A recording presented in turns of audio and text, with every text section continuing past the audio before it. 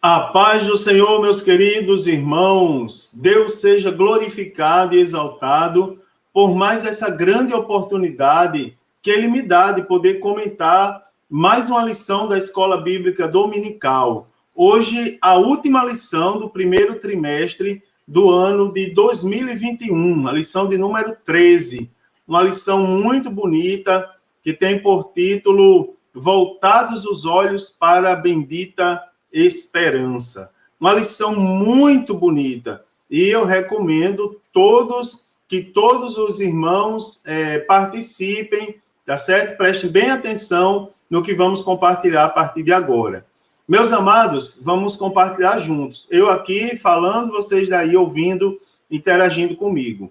Então, a lição de número 13, que tem por título Voltados os Olhos para a Bendita Esperança. A leitura bíblica para essa lição está no livro dos Atos dos Apóstolos, capítulo 1, dos versículos de número 6 ao versículo de número 11, onde diz assim: Aqueles, pois, que se haviam reunido, perguntaram-lhe, dizendo: Senhor, restaurarás tu nesse tempo o reino a Israel?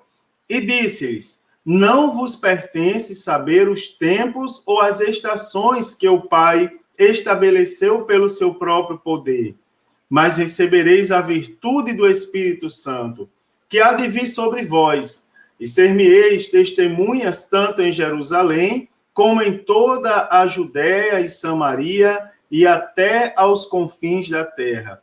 E quando dizia isto, vendo eles, foi elevado às alturas, e uma nuvem o recebeu, ocultando-o a seus olhos.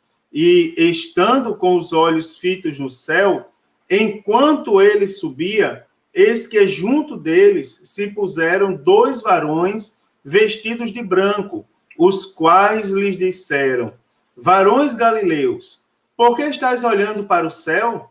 Esse Jesus que dentre vós foi recebido em cima no céu, há de vir, assim como para o céu o vistes ir. Então, queridos, nós temos aqui uma das maiores doutrinas, não é, da nossa fé pentecostal. A doutrina, irmãos, do arrebatamento da igreja. Então, vamos estudar isso com muita alegria, né, com muita alegria no coração, porque eu tenho certeza que Deus tem algo para todos nós aqui. Então, o que é que eu pretendo falar para os irmãos? Aqui, vamos falar sobre, não é, o arrebatamento da igreja, lembrando que é uma síntese. O assunto arrebatamento, ele é muito amplo e ele não se encerra. Assim como nas lições anteriores eu fiz essa observação sobre a evangelização, discipulado e outras coisas mais, eu quero também fazer essa mesma observação sobre o arrebatamento da igreja. Então, o que é que eu vou fazer aqui, além de falar dessa doutrina tão importante? Vou definir algumas palavras que estão relacionadas a essa gloriosa promessa, também destacar algumas características do arrebatamento, como a bendita esperança da igreja. E, por fim, eu pretendo enfatizar com os irmãos sobre a necessidade de estarmos prontos para esse momento tão importante para os salvos em Cristo Jesus.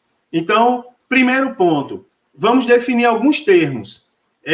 A primeira coisa que nós precisamos saber é sobre o termo, no grego, o vocábulo makarios, né, que significa bendito, feliz, indicando, não é, que o cristão é espiritualmente bem-aventurado. Não é, irmãos? Bem-aventurado significa mais do que feliz.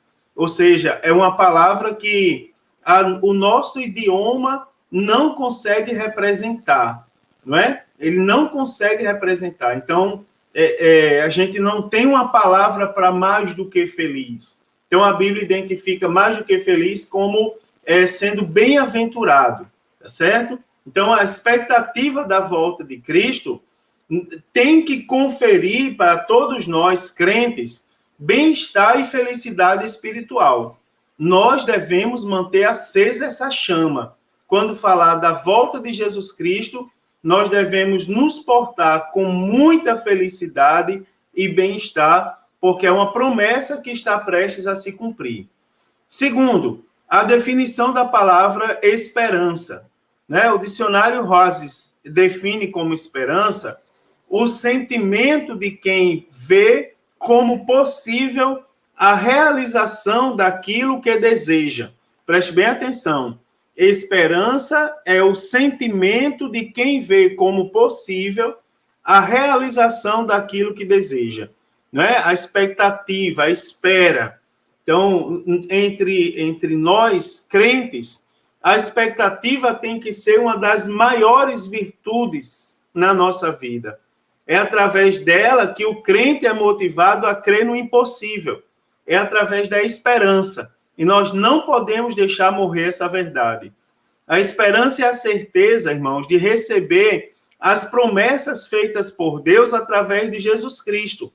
Ou ainda podemos dizer que é uma sólida confiança em Deus. Esse termo, esperança, deriva do grego elpis, que significa expectativa favorável e confiante, não é? Algo que nós esperamos com a certeza que vai se realizar. Já o verbo esperar significa ficar à espera de, aguardar, contar com a realização de alguma coisa desejada ou prometida. A esperança tem que estar viva em nosso coração, tá certo? Terceiro, irmãos, é a definição do termo arrebatamento.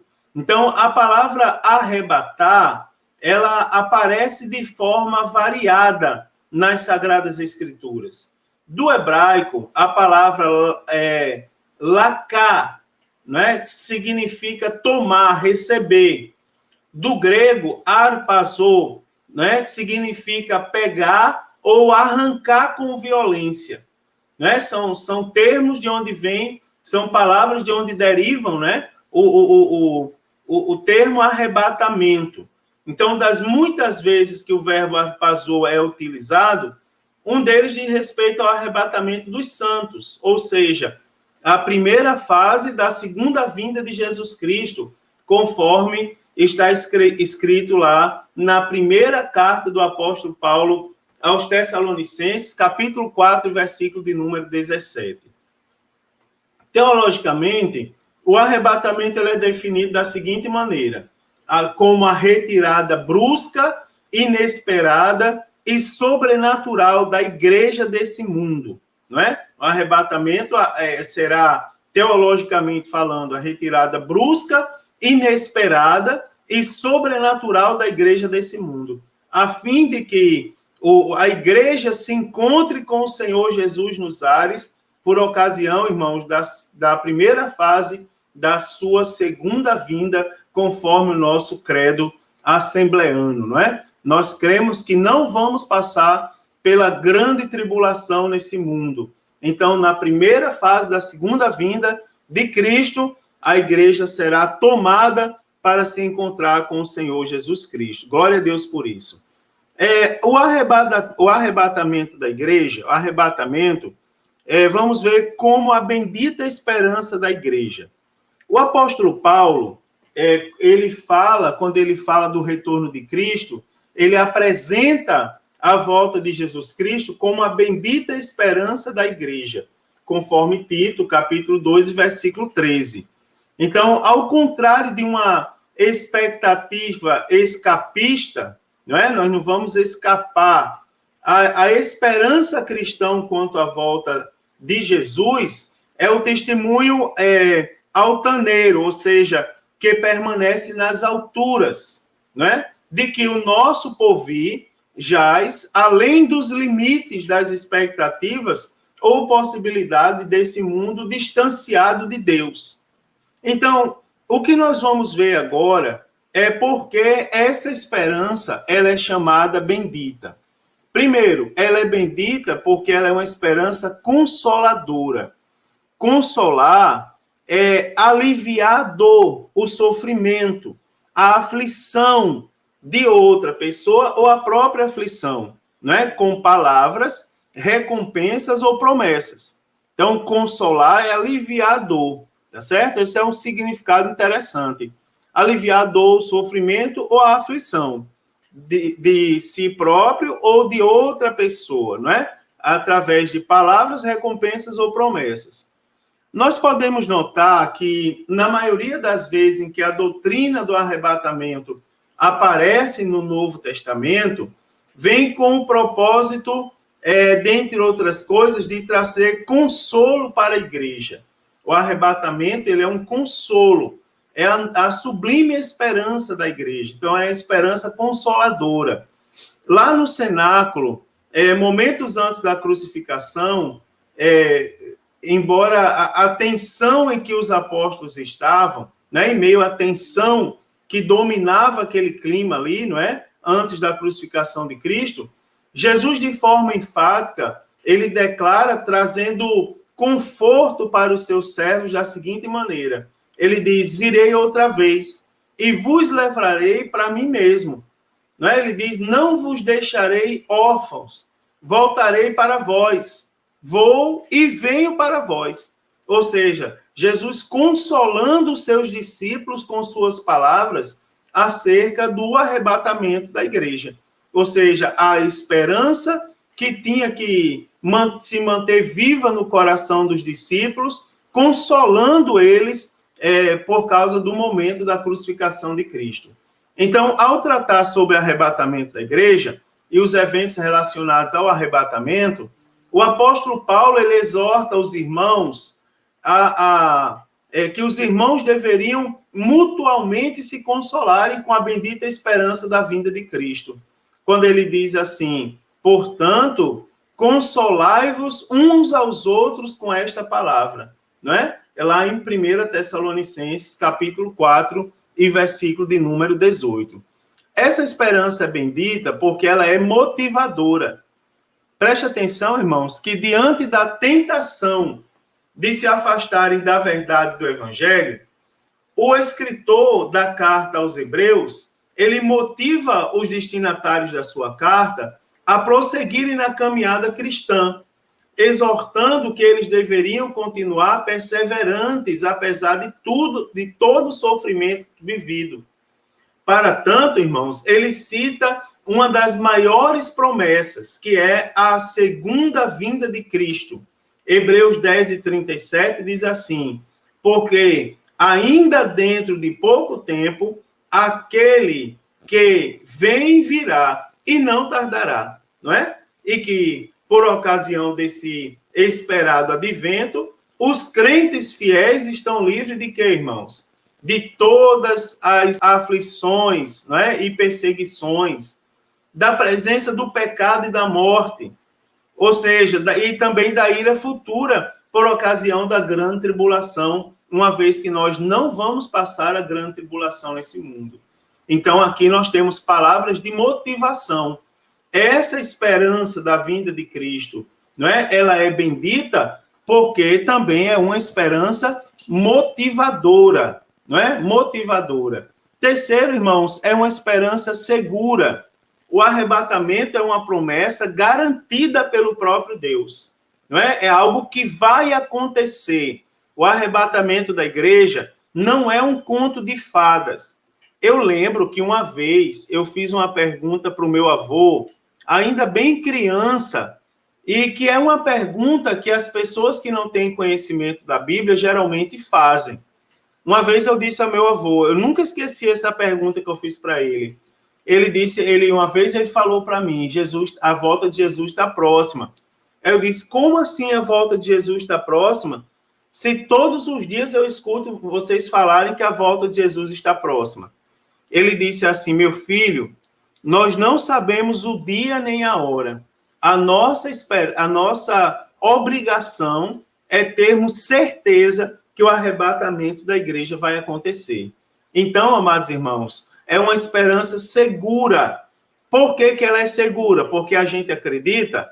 Não, acreditar faz parte da nossa crença, não é? Nós somos salvos pela graça por meio da fé. Nós temos que crer, nós temos que exercitar, colocar em prática a nossa fé. Agora, a esperança, ela é bendita e segura, porque é uma promessa que é garantida pelo próprio Deus. Assim como Deus prometeu outras coisas e se cumpriu, o arrebatamento da igreja também é uma promessa de Deus. E ainda que escarnecedores tenham surgido ao longo da história e ainda surjam com o objetivo de negar essa verdade, nós, os crentes, sabemos que o arrebatamento da igreja é um advento iminente. O que é uma coisa iminente? É uma coisa que está para acontecer a qualquer instante. Né, irmãos? Vai acontecer a qualquer instante. Jesus Cristo, em seu sermão profético, ele deixou certa a sua segunda vinda ao compará-la a um fato histórico vivido por Noé e sua família. Quando ele diz assim, e como foi nos dias de Noé, assim será também a vinda do Filho do Homem. Como foi a vinda de Noé? O texto fala, muitos comiam, bebiam, casavam, se davam em casamento e não se davam conta do que estava para acontecer. Foi então que veio o dilúvio, né, irmãos, e consumiu tudo que havia na terra, menos Noé e sua família. Semelhantemente, será também a vinda de Jesus Cristo. Ele dá por certo, como foi nos dias de Noé, assim também será a vinda do Filho do Homem. Então, assim, essa verdade sendo uma verdade, os cristãos e nós, como crentes em Jesus, especificamente, nunca devemos abrir mão da experiência mantida, da expectativa mantida em oração, que até ainda hoje a trombeta poderá soar e o Senhor Jesus voltará, tá certo? Essa trombeta, lembre-se que só a igreja vai ouvir, né, irmão? Só os salvos, só os que irão morar no céu. Imagine que coisa bonita. O alarido, a voz do arcanjo, a trombeta de Deus. Que coisa maravilhosa, né, irmãos? Que coisa gloriosa. Preste bem atenção. E como nós devemos esperar o arrebatamento da igreja? Preste atenção, irmãos, que a esperança de todos os que obedecem a Deus e que acreditam sem reservas na sua existência e no seu poder está na vinda do Senhor Jesus. Isso é algo que tem que estar, é uma verdade, é um postulado. O que é um postulado? É uma verdade que não se muda. Por exemplo, 2 mais 2 é igual a 4. Não tem como ser diferente disso. É um postulado matemático. Está posto, está estabelecido. Ninguém pode mudar. Assim, irmãos, todos os que obedecem a Deus e acreditam sem reservas na sua existência, no seu poder, né? Tem por certo, tem essa esperança guardada no coração, que é a esperança da vinda do Senhor Jesus Cristo. Eu estava essa semana comentando o Salmo 91 junto com minha esposa, e eu disse que a epígrafe do Salmo, se você pega a versão Almeida Revista Corrigida, está lá a esperança daquele que se refugia em Deus. Mas quando o salmista começa a escrever o Salmo, ele diz assim, o que habita no esconderijo do Altíssimo. Ou seja, não é um refúgio simplesmente, é uma habitação. A epígrafe dá a ideia que a gente deve ir para lá somente na hora da aflição. Mas o texto deixa bem claro que a promessa é para os que habitam no esconderijo do Altíssimo.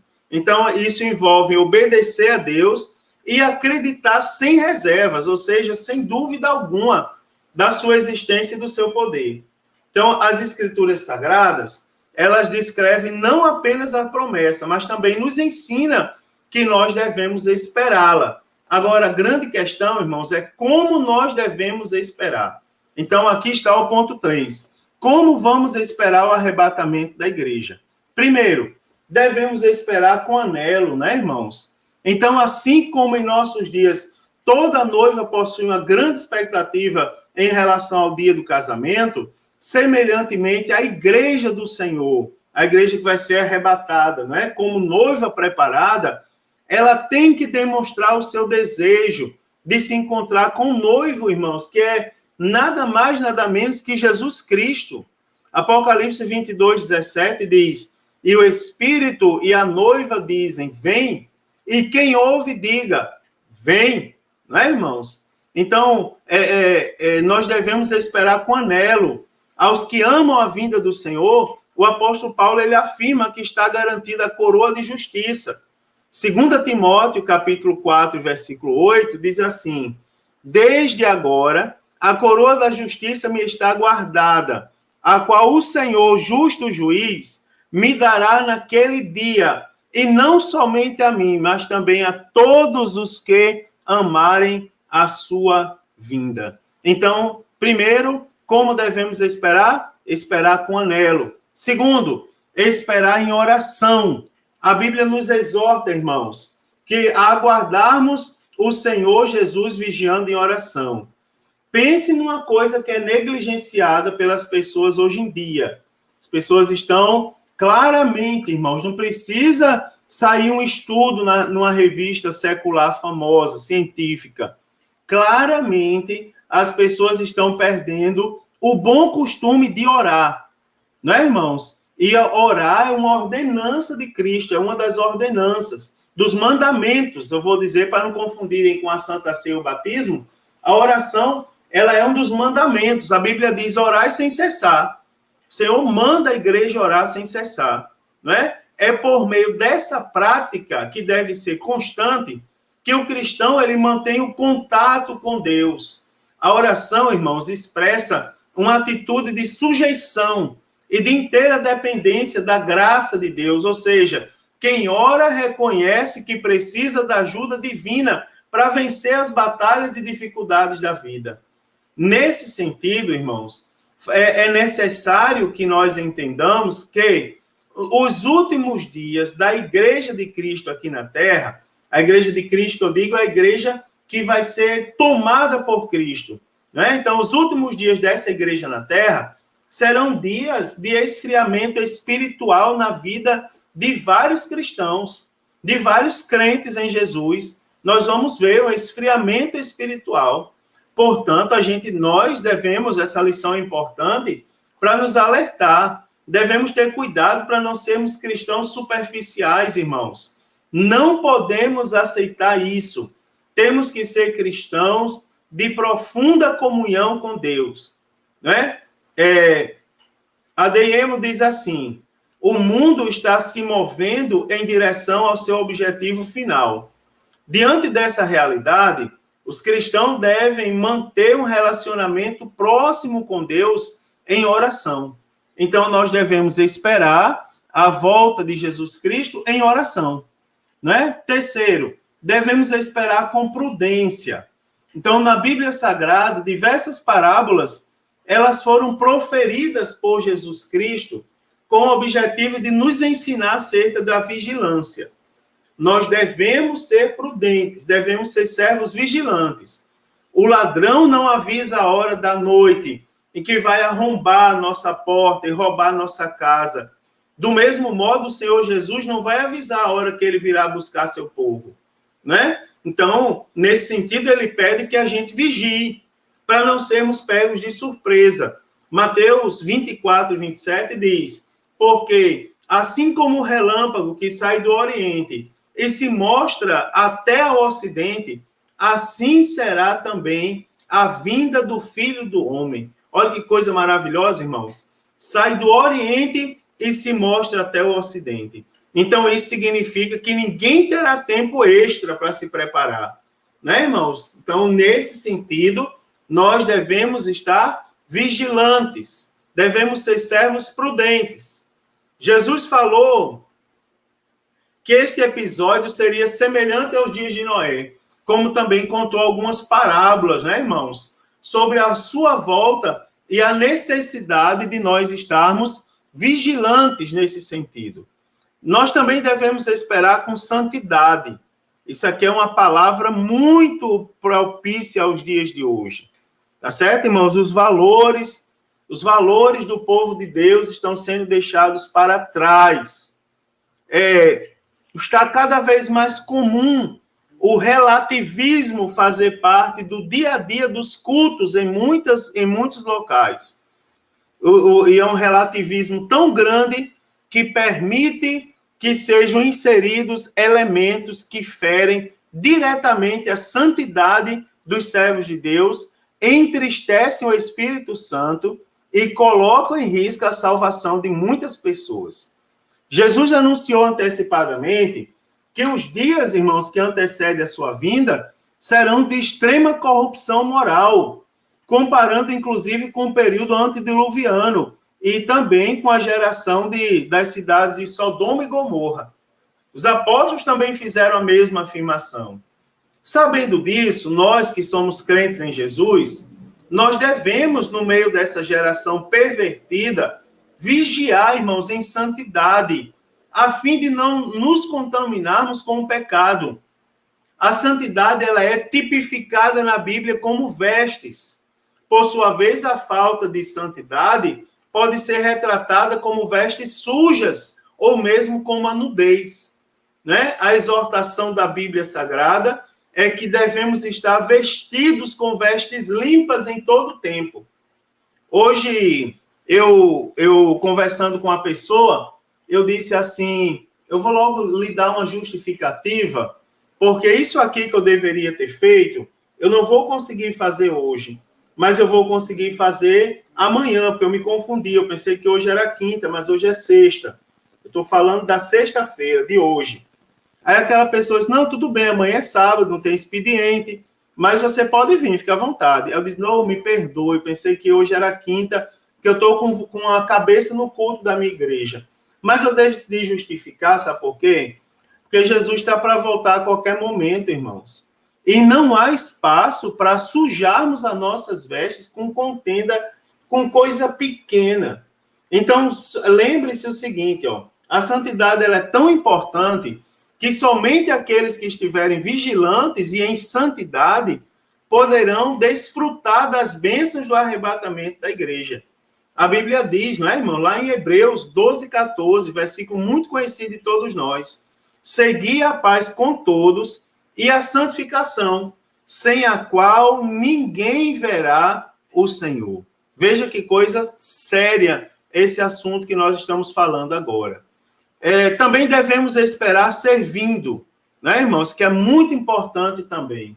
Uma outra atitude, não menos importante, que nós devemos praticar, né, é a conduta dos que estão à espera da vinda do nosso Senhor Jesus Cristo, é o serviço. O serviço foi uma das recomendações do próprio Senhor Jesus. No Evangelho, segundo escreveu o evangelista Lucas, capítulo 12, e versículo de número 43, ele diz, bem-aventurado aquele servo a quem o Senhor, quando vier, achar fazendo assim, ou seja, achar como servo. O apóstolo Paulo exorta da seguinte maneira, pela motivação da vinda do Senhor Jesus, que os crentes devem ser abundantes na obra. Na sua primeira carta aos Coríntios, capítulo 15, versículo 58, ele diz assim, portanto, meus amados irmãos, sedes firmes e constantes, sempre abundantes na obra do Senhor, sabendo que vosso trabalho não é vão no Senhor, né? E ainda pelo fato de que todo serviço a Deus será recompensado na vinda do Senhor. Apocalipse 22 e 12 diz, e eis que cedo venho, o meu galardão está comigo para dar a cada um segundo a sua obra, não é? Louvado seja o nome do Senhor Jesus. Devemos esperar, irmãos, o arrebatamento servindo, não é? Também devemos esperar o arrebatamento com perseverança. É outra palavra de extrema importância para os dias de hoje. O apóstolo Paulo, ao se referir à bendita esperança, ele aponta que também devemos esperá-la com perseverança. Tito, na sua carta a Tito, capítulo 2 e verso 13, ele diz, aguardando a bem-aventurada esperança. O termo aguardando, irmãos, ele diz respeito, é a tradução, não é, do particípio presente da palavra prosdecomai, que tem por significado dar boas-vindas a esperar. E nessa forma verbal, fica bem apontado uma contínua atitude de expectação, não é? Que a cada dia nos motiva a viver melhor. Ao ter essa esperança, ou essa perseverança gloriosa em vista, todos nós somos fortalecidos para continuarmos sendo pacientes, ou seja, perseverantes, como advertiu o apóstolo Tiago. Tiago 5, versículos 7 e 8 diz assim: sede, pois, irmãos, pacientes até a vinda do Senhor.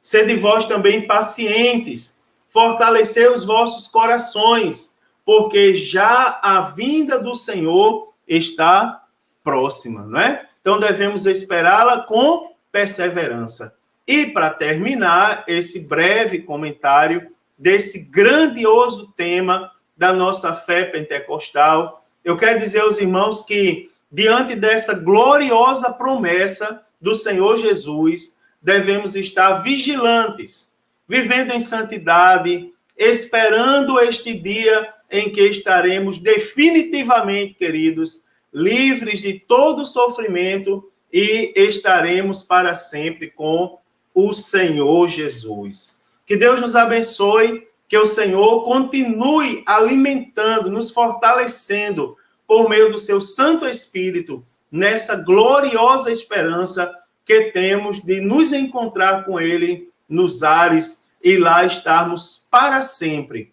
Aleluia! Que Deus abençoe a sua aula, estude esse tema, leia os textos, cada tópico, questione o seu professor, que com certeza está muito bem preparado.